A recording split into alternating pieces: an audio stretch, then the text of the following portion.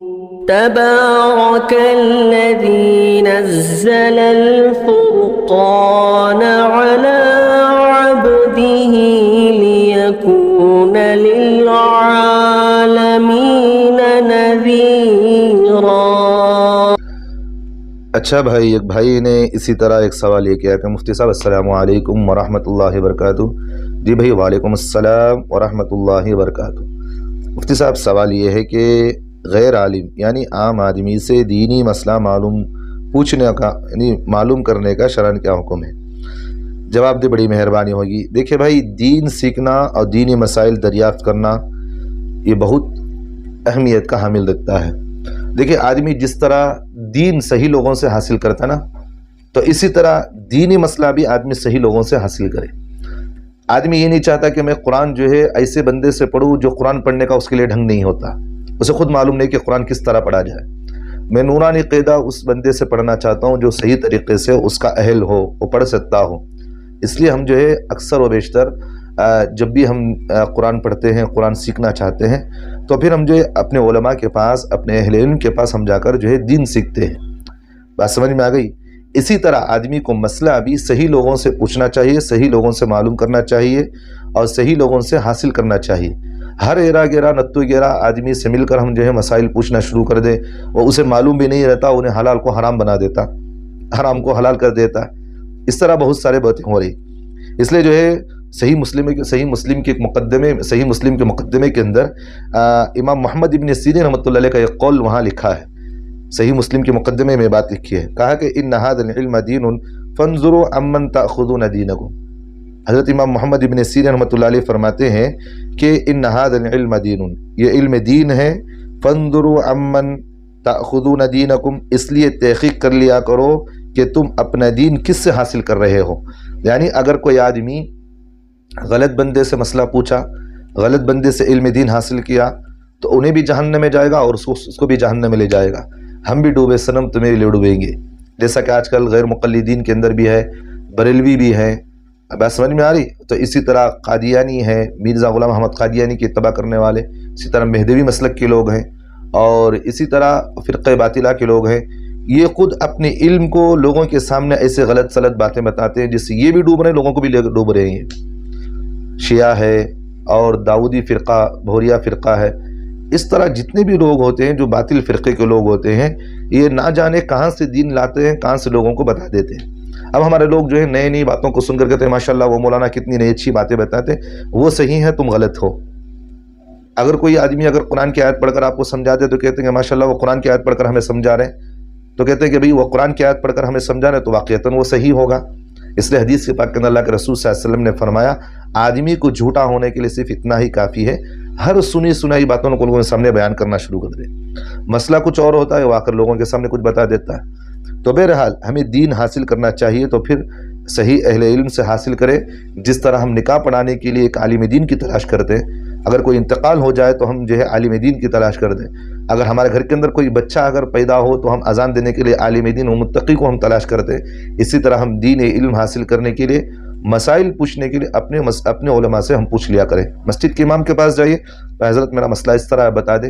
اس لیے میں بار بار آپ سے کہتا ہوں، ہر ٹوپی پہننے والا، ہر داڑھی چھوڑنے والا، ہر کرتا اور پیجامہ پہننے والا یہ عالم دین نہیں ہوتا۔ جیسا کہ آج کل ہمارے جماعت کے ساتھیوں کے اندر بھی ایک مزاج ہے، کوئی مسئلے اگر کتاب میں پڑھ لیے تو پھر وہ مفتی اعظم بنے ہوئے ممبر و محراب پر بیٹھ کر مسائل بیان شروع کر دیتے ہیں۔ بہت سارے ایسے ہمارے جماعت کے ساتھیوں کو میں خود دیکھتا بھی ہوں، تفسیر شروع کر دی آج کل، وہ قرآن کی آیتیں پڑھ کر تفسیر بیان کر رہے۔ اللہ کے رسول صلی اللہ علیہ وسلم کی حدیث ہے، اللہ کے رسول نے فرمایا، اگر کوئی آدمی قرآن کے اندر اپنی رائے سے کچھ بھی داخل کرے تو اللہ کے رسول صلی اللہ علیہ وسلم نے فرمایا اپنا ٹھکانہ جہنم میں بنائے۔ من کذب علی متعمدا فلیتبوأ مقعدہ من النار، اگر کوئی آدمی حدیث میں بھی مجھ پر کوئی جھوٹی بات باندھے تو اپنا ٹھکانہ جہنم میں بنا لے۔ تو لہٰذا ہم جو ہے دینی علم حاصل کرنے، جس طرح ہم ہر چیز میں آدمی احتیاط کرتا ہے، ہمارے بزرگ ہمارے اللہ والے فرمایا کرتے تھے کہ جس طرح آدمی کھانے کے لیے محتاط چیز استعمال کرتا ہے، اچھی سے اچھی چیز آدمی استعمال کرتا ہے، اسی طرح دین علم حاصل کرنے کے لیے آدمی کے لیے ضروری ہے اچھے سے اچھے عالم کو آپ ڈھونڈیں اور ان سے مسئلہ پوچھ کر معلوم کیا کرے، تاکہ اپنی آخرت بھی بن جائے، دنیا بھی بن جائے ہماری۔ دنیا آخرت دنیا ہماری سنور جائے.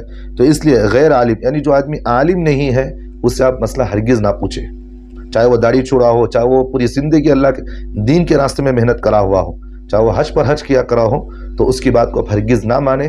آپ علم دین حاصل کرنا ہو تو غیر عالم سے نہیں بلکہ عالم سے جا کر مسئلہ پوچھیں.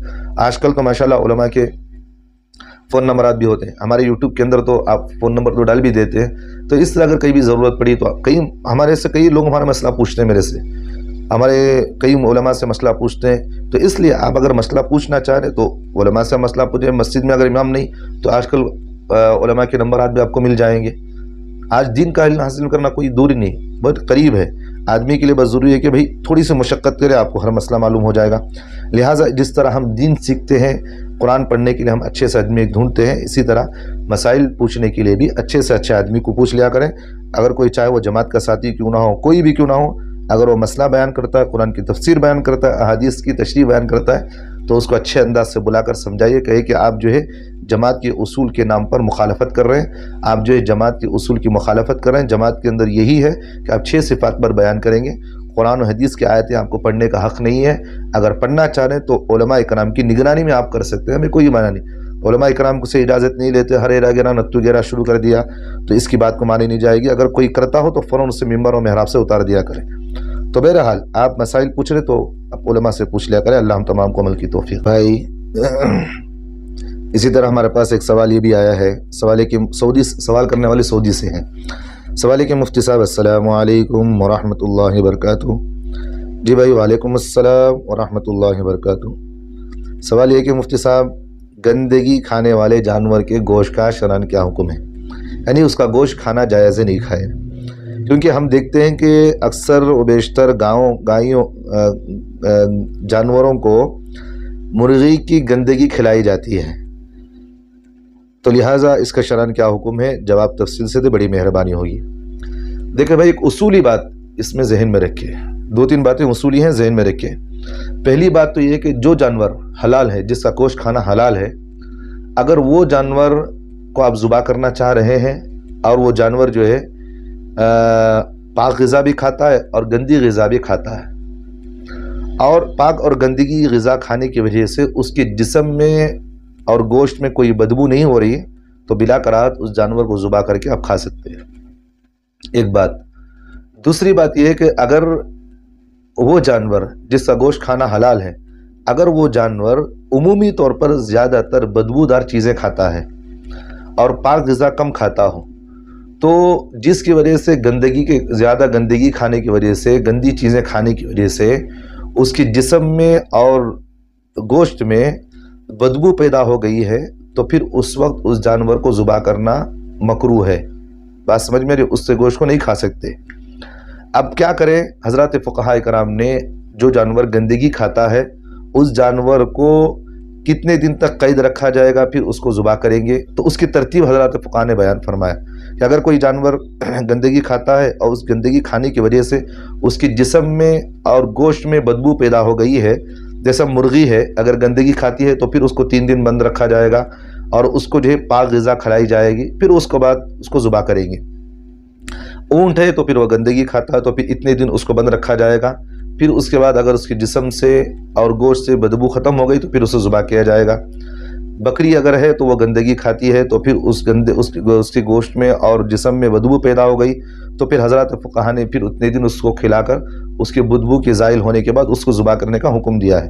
تو حضرات فقہاء نے ترتیب بیان فرمایا. تو اسی طرح اگر کوئی گائے جو ہے وہ گندگی کھاتی ہے جس کی وجہ سے اس کے جسم میں بدبو پیدا ہو گئی اور اس کے گوشت کے اندر بدبو پیدا ہو رہی ہے، تو حضرات فقہاء نے یہ بات لکھا ہے کہ اس گائے کو 10 دن تک گھر میں رکھ کر پالیں گے. کیونکہ جو گائے کو آپ اوباش قسم باہر چھوڑ دیتے ہیں، وہ جانور کیا کرتا ہے، وہ گندگی بھی کھاتا ہے، پاک غذا بھی کھاتا ہے. اب ہم بنگلور کے اندر میں خود دیکھتا ہوں کہ کئی جانور ایسے ہوتے ہیں گندگیاں بھی کھاتے رہتے ہیں، وہ پھرتے بھی رہتے ہیں لیکن ان کے جسم میں بدبو باقی رہتی ہے.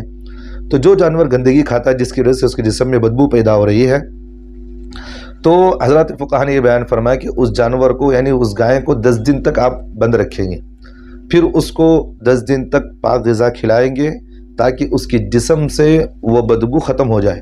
اگر 10 دن کے اندر اگر ختم ہو گئی تو پھر اس جانور کو آپ ذبح کر کر بلا کراہت کھا سکتے ہیں۔